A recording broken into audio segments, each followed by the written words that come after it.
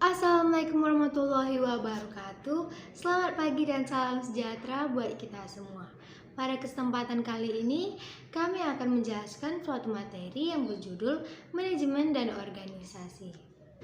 Manajemen sendiri memiliki arti pemrograman, cara, ataupun perencanaan terhadap sesuatu. Sedangkan organisasi merupakan suatu perkumpulan dengan tujuan tertentu. Sehingga jika digabungkan, maka manajemen organisasi adalah suatu perencanaan pada suatu perkumpulan. Setiap orang di dalamnya memiliki tugas, peran, dan fungsi yang penting untuk mencapai tujuannya. Kita lanjut, fungsi manajemen organisasi. Manajemen membentuk sistem perorganisasian yang memudahkan pihak manajemen melakukan pengendalian dan pengawasan organisasi yang sedang berjalan. Dengan begitu, manajemen dapat mengetahui letak kekurangan manajemen sehingga dapat diperbaiki. Fungsi manajemen organisasi pada dasarnya adalah untuk mencapai tujuan organisasi dengan efisien melalui 4 fungsi manajemen organisasi yang telah ditetapkan.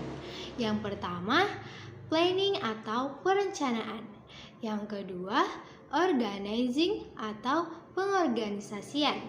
Yang ketiga, actuating atau pelaksanaan.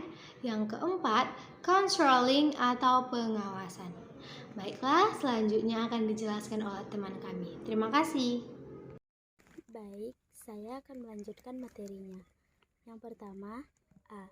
Perencanaan atau planning.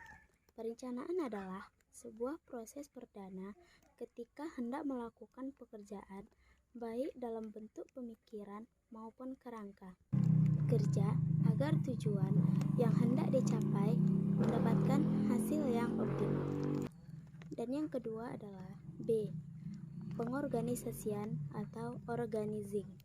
Yang disebut dengan pengorganisasian atau organizing adalah serangkaian kegiatan manajerial yang bertujuan mewujudkan kegiatan yang direncanakan menjadi struktur tugas, wewenang, dan siapa yang akan melaksanakan tugas tertentu untuk mencapai hasil yang diinginkan organisasi. Baik, Selanjutnya, yang C ada pelaksanaan atau actuating. Pelaksanaan berarti organisasi melaksanakan apa yang sudah direncanakan sebelumnya. Actuating menerapkan pada kegiatan kumpulan orang dalam sebuah organisasi untuk mencapai tujuan organisasi.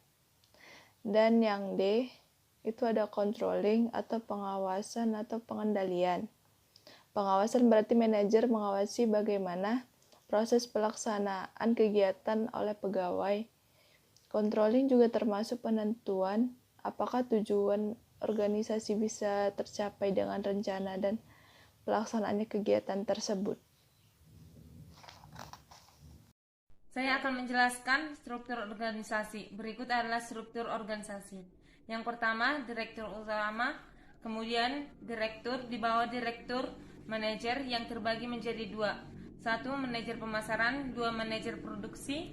Di bawah manajer ada divisi, yaitu divisi pemasaran, divisi produksi. Berikut adalah contoh studi kasus PT Gojek Indonesia. PT Gojek Indonesia pertama kali didirikan oleh Nadiem Makarim pada 2010. Gojek adalah perusahaan berjiwa sosial yang memimpin revolusi industri transportasi. Gojek bermitra dengan para pengendara ojek berpengalaman di Jakarta, Bandung, Bali, dan Surabaya, dan menjadi solusi utama dalam pengiriman barang, pesan antar makanan, berbelanja, dan berpergian di tengah kecamatan. Tukang Gojek yang bernaung di Gojek juga sudah mencapai 7.500 driver di area Jabodetabek Pos. Segmentasi, target, dan positioning. Segmentasi berikut ini adalah pendekatan segmentasi yang dilakukan oleh PT Gojek Indonesia. A. Segmentasi berdasarkan karakteristik konsumen, demografi, dan sosioekonomi.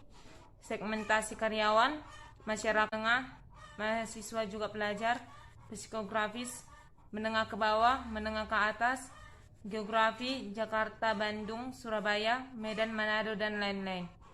Segmentasi berdasarkan respon konsumen manfaat.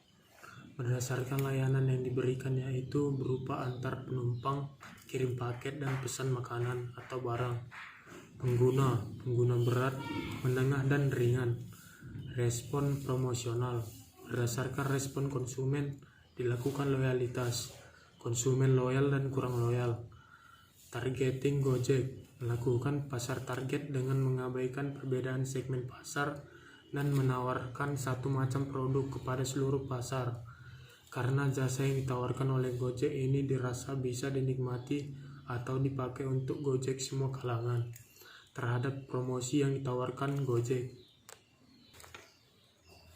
Positioning, kedudukan Gojek di mata masyarakat yang merasa terbantu tak lepas dari beberapa poin di bawah ini, yaitu A. Penting, karena menjawab persoalan yang dirasakan oleh masyarakat dengan menawarkan berbagai macam kemudahan. B. Berbeda, karena Gojek ini menawarkan berbagai macam keunggulan yang tidak dimiliki pesaing.